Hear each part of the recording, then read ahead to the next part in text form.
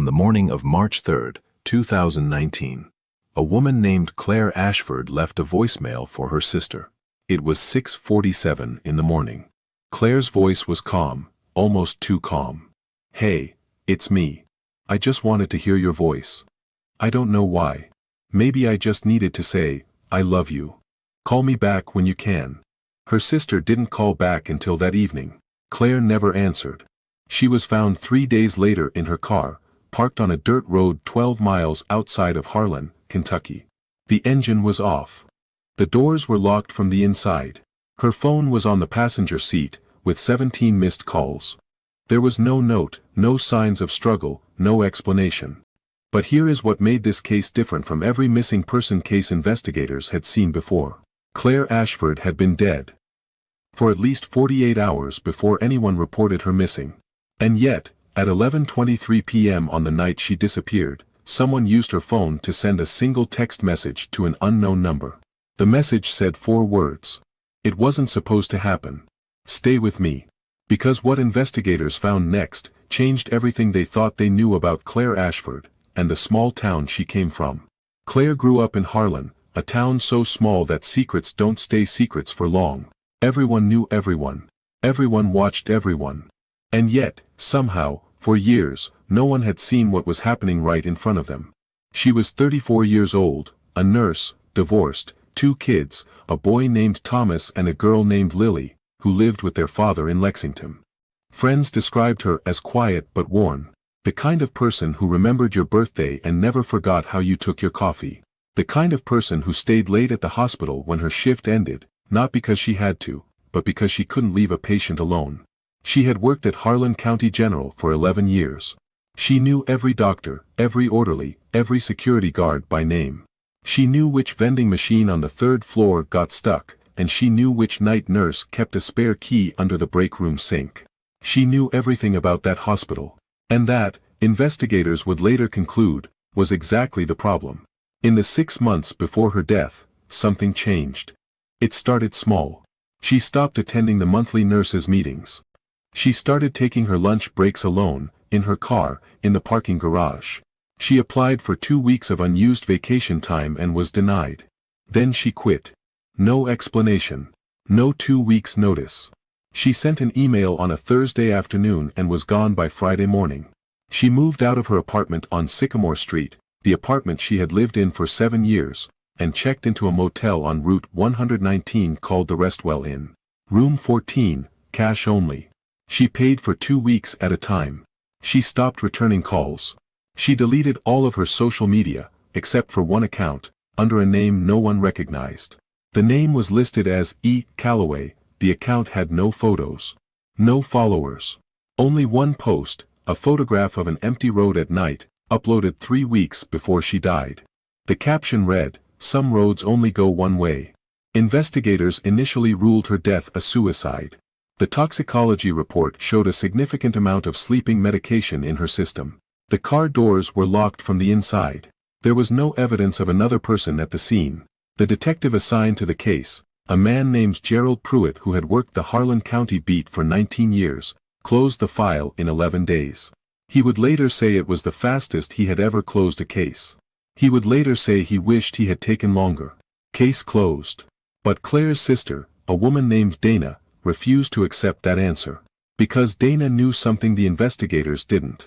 3 weeks before Claire died, she had called Dana in the middle of the night.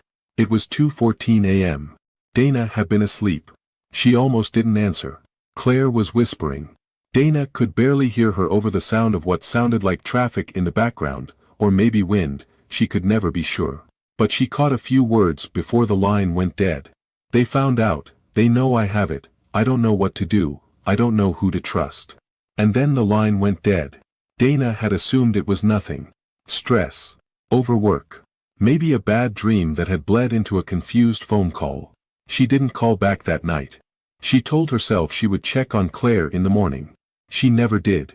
And now, sitting in a police station in Harlan, Kentucky, listening to a detective tell her that her sister had taken her own life, Dana kept hearing those words echo in her head.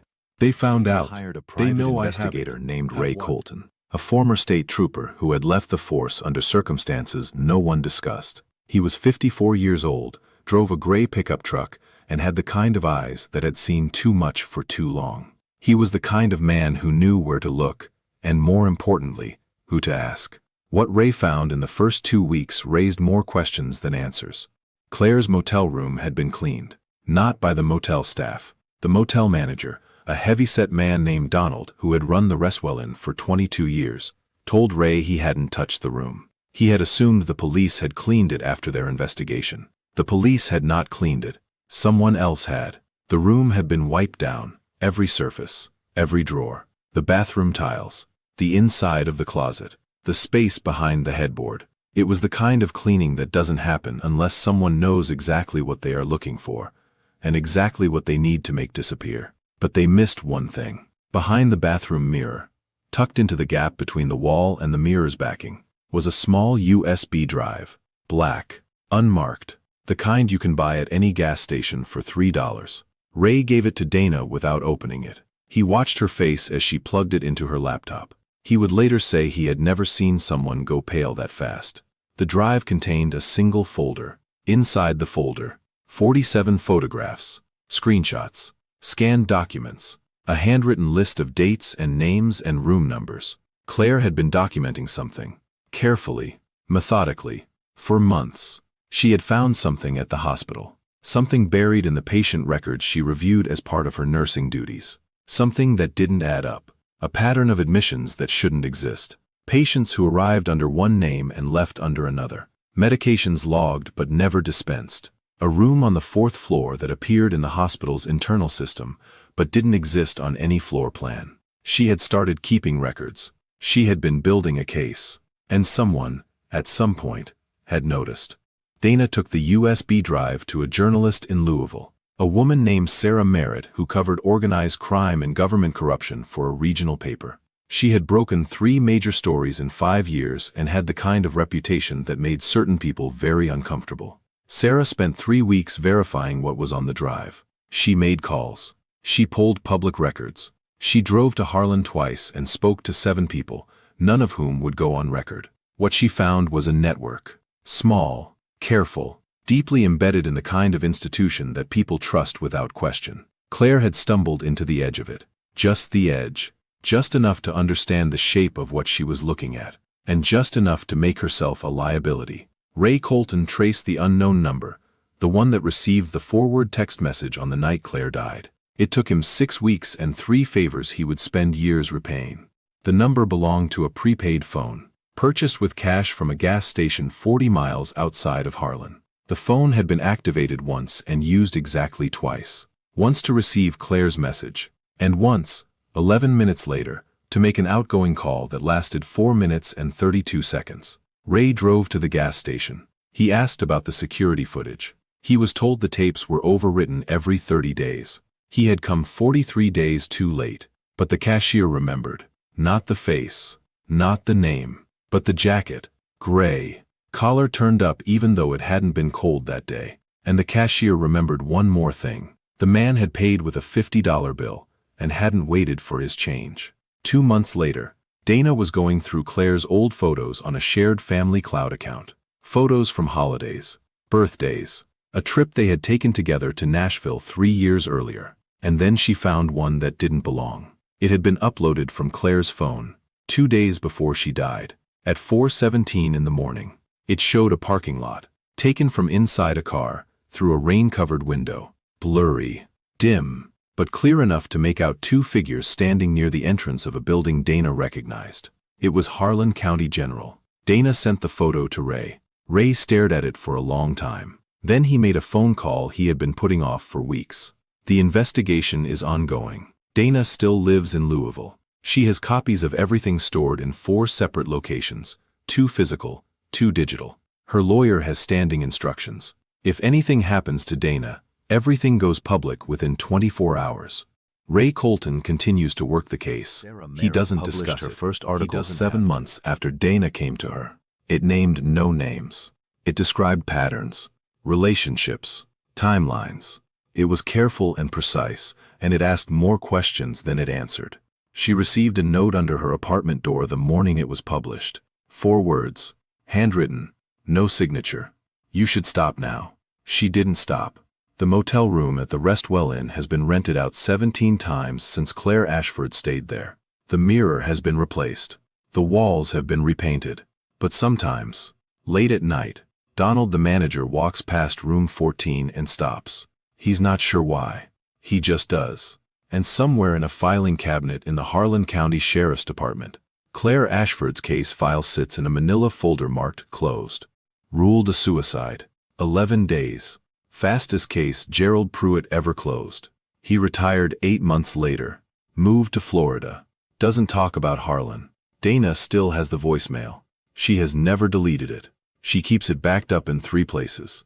She listens to it sometimes. Late at night, when the apartment is quiet and the city outside has finally gone still. Hey, it's me. I just wanted to hear your voice. I don't know why.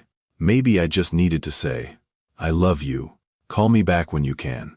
Claire Ashford was 34 years old. She had 2 children. She had a sister who loved her.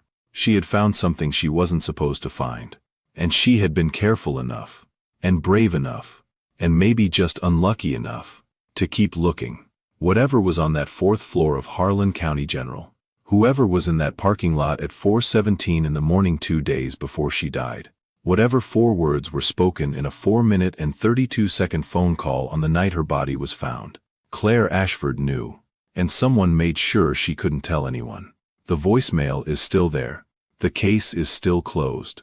And somewhere in that small town, behind those familiar faces, under those quiet streets, the truth is still waiting. This story is fictional and created for entertainment purposes only.